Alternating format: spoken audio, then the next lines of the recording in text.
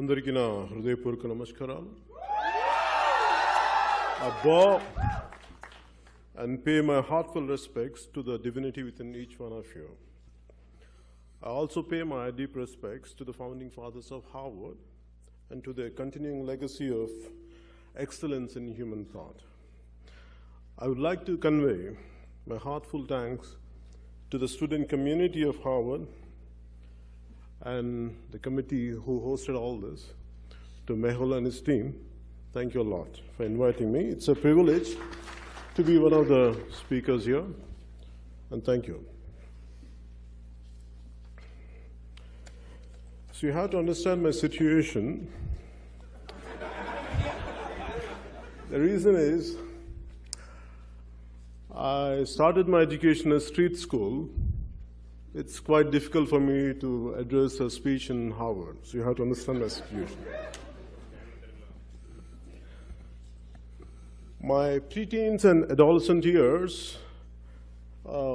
from late 70s to early 90s, was a beginning and end for so many cultural, socio-cultural and political changes happened. So for me, as a kid, I was coming from a very small, lower middle class family. My father started his life as a police constable, and my mother being a housewife, and we are a family of 5. So I was a sick child. I had a bronchitis problem, so I had ample time to contemplate about life's problems. Whenever I used to fall sick, not going to school, I used to be at home. I used to have all the time to think about what's happening around me. So one day, maybe just finished my street school, which means it's literally on the street, in a small town called Ongol. My father shifted to, transferred to another small town. So they put me to another school, which is definitely a better school than what I used to study there, where I had studied earlier. So in that school, one day we had a lesson. My teacher was telling about, in the class, the lesson's name is Ma Badi. It means our school. The lesson explains how beautiful our school is and what kind of school it is. And we have such beautiful trees, we have a huge playground, and we have a lot of things to play. We have a beautiful library, we have this kind of books. So it goes on. And suddenly my teacher turned because I said something to my friend and everyone were giggling. And I said, Kalyan, get up. I said, what were you saying? And I said, I had a doubt, and I was sharing with this guy. I said, what is it?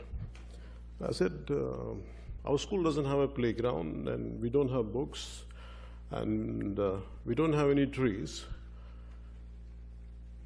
And for me, what the teacher did, she told me to get up, and she gave me the beating of my life. Till now, I could never forget that. Because for me, the first time I realized in my life what had been written in the books, what had been said in spoken word, and the reality are two different things. So for me, that has become a lifetime obsession to see the gap between what has been said and what has been done. That has become a lifetime obsession. So till now, my obsession is, even in the political manifesto, it's still not manifest. What they promise and what they deliver are two different things. So for that reason, it has become such an obsession to me. I lost my focus in my education. Constantly I used to see issues everywhere, problems everywhere. So successfully, I failed in my exams. True. I successfully failed in my exams, so I could not continue my education. So I had to stop. So the reason was, I was so stressed out, and all my friends were going to for universities in America, and they were doing good things. And here I've been failing. I failed in 10th grade, I failed in 11th grade, I failed in 12th grade. I was consistently I was failing. I went into some kind of depression. And I wanted to commit suicide. Because for me, it was such a painful situation. Here, I could see pain and problems everywhere, and my focus is not on the education, on the social ills. So I thought of committing suicide. My brother, I think most of you know that my brother is also an actor. And he had a licensed pistol. Yeah. So I thought of taking his pistol. I want to kill myself for the humiliation, for I'm not able to live up what my promise and what my parents had taught of me to become something. There was a pain I had.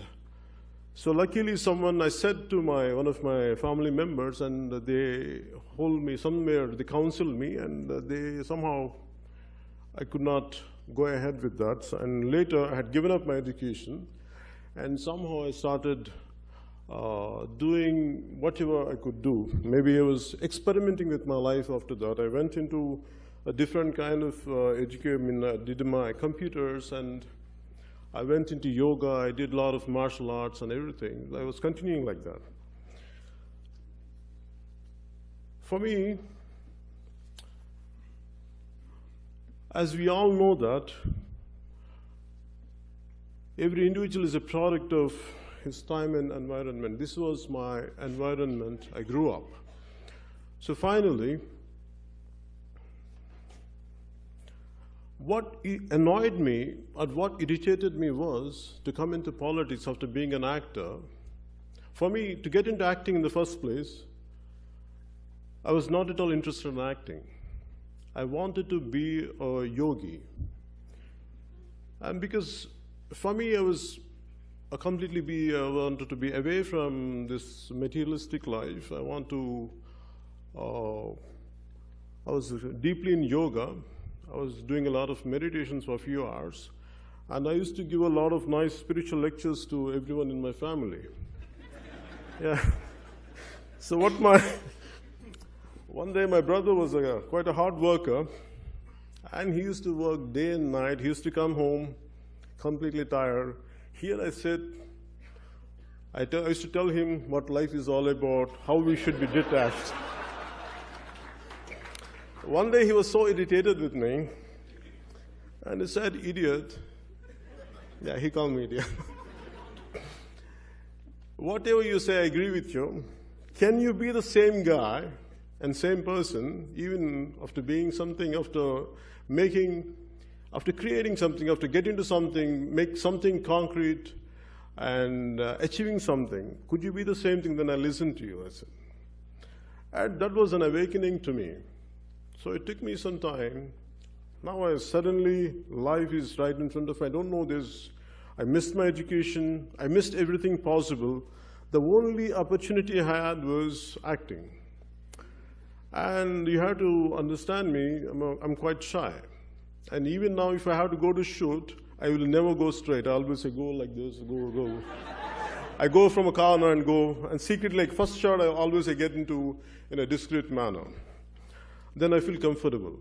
So imagine my plight when I had started. I was shy, and finally, out of necessity, I had to come out of my own shackles. So what I did, finally after becoming an actor, what my whole passion was, all through my childhood, I was studying society. I was studying things around me.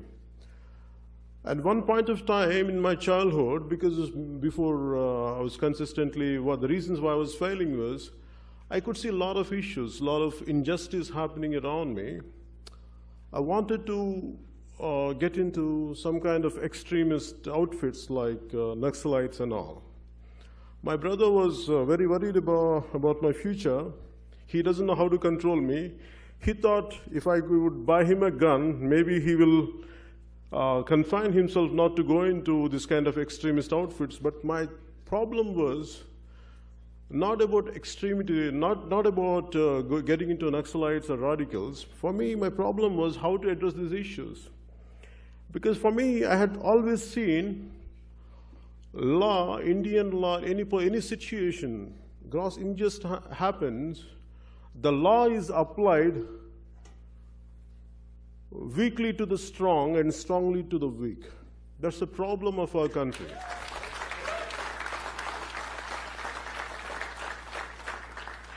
So for me, somehow I was very upset.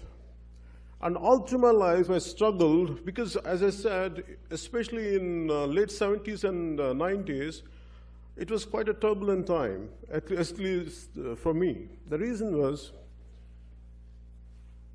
I wanted to embrace an ideology, and here we had capitalism one side, and still communism was quite active then, and Union of Soviet Socialist Republic was still active. And for me, my father comes from a communist family, and he was a hardcore communist. My mother is a deeply religious, and my father, like any other Indian communist, I don't know. Definitely, my father, like other communists, I don't know. But my father was also a great devotee of Swami Vivekananda and Ramakrishna Paramahamsa. So the contrast of communism and Swami Vivekananda teachings used to be right in my home. It used to be quite confusing for me. So I don't know which one to embrace. So I was to wonder what kind of ideology is needed for me to go ahead and to go ahead. That I had these problems. So for me, as I was going ahead, after I had become an actor, and finally I thought I could not do all this, so let me, at least in my films, let me project what I have, what I feel about society. So once in a while, when I get an opportunity, I used to convey it through my films and songs that for an extent, but it did not give me enough satisfaction. Always I used to feel short of something, I used to feel irritated with me, and I tried different aspects of filmmaking, but nothing could give me the complete satisfaction. So always there used to be some kind of, I used to fall short. So for me, when I had been noticing so many things like the political situation happening around me, the one particular situation was, what hurts me is the divisiveness of our country. For me, Nani Palkhiwala, the eminent lawyer who passed away, he's a great role model for me. I keep admiring him a lot.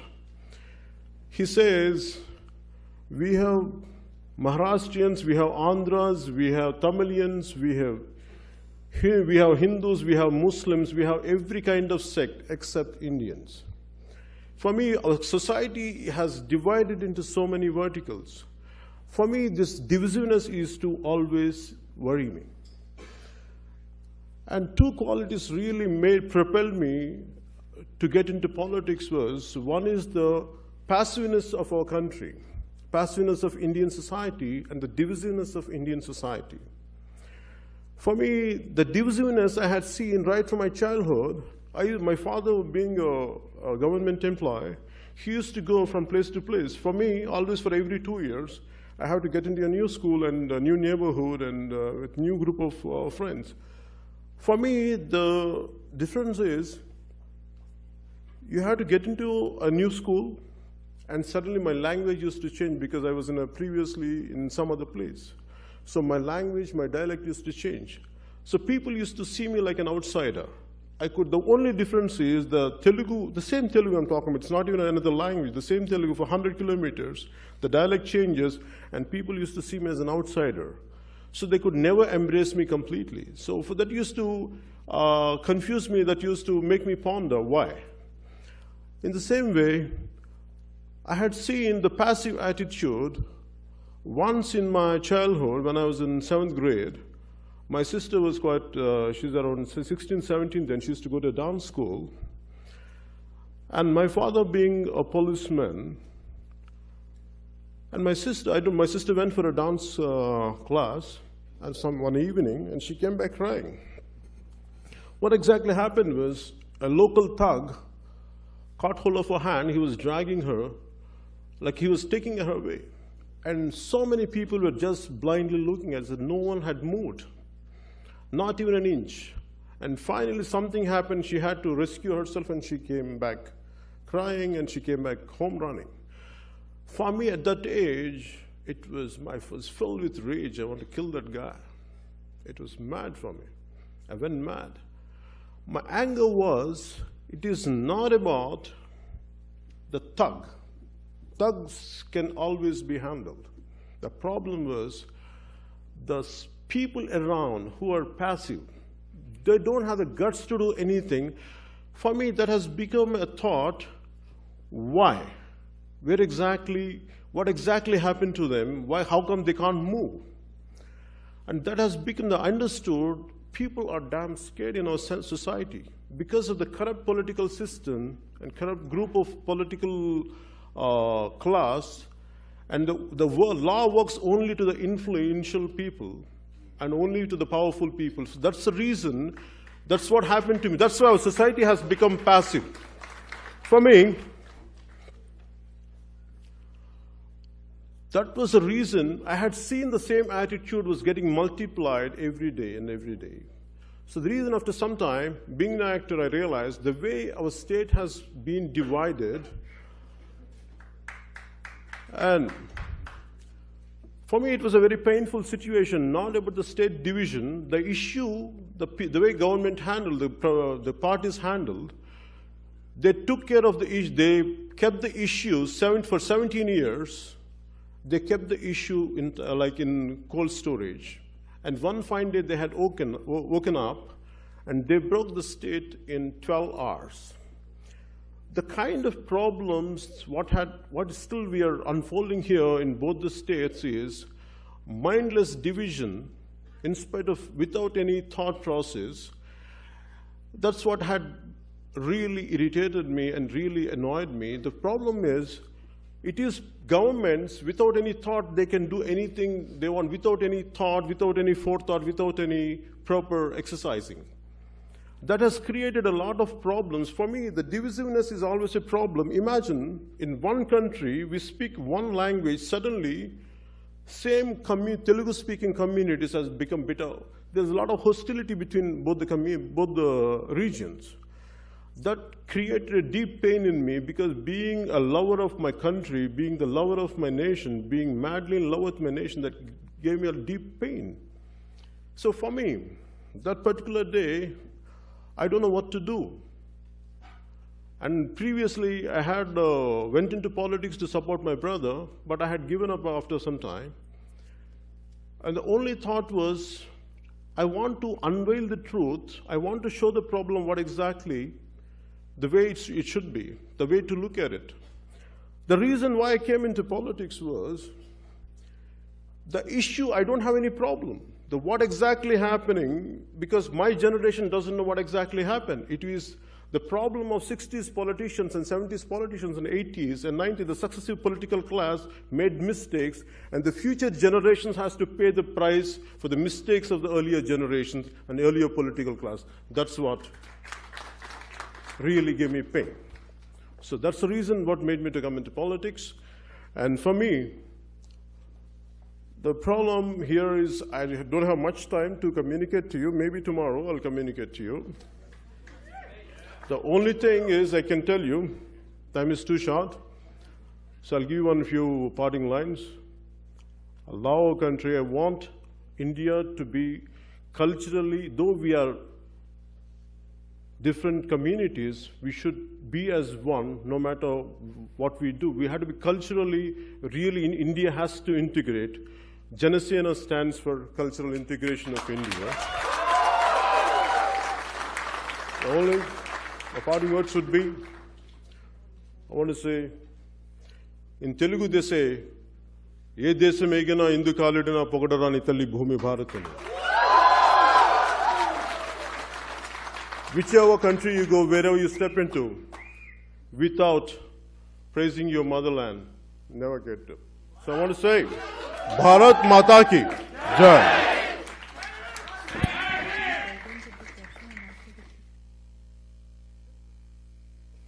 And also because of short of time, because lack of time, they're not able to extend the time for question and answers, so we'll see you tomorrow morning. Sure. Thank you. Good night.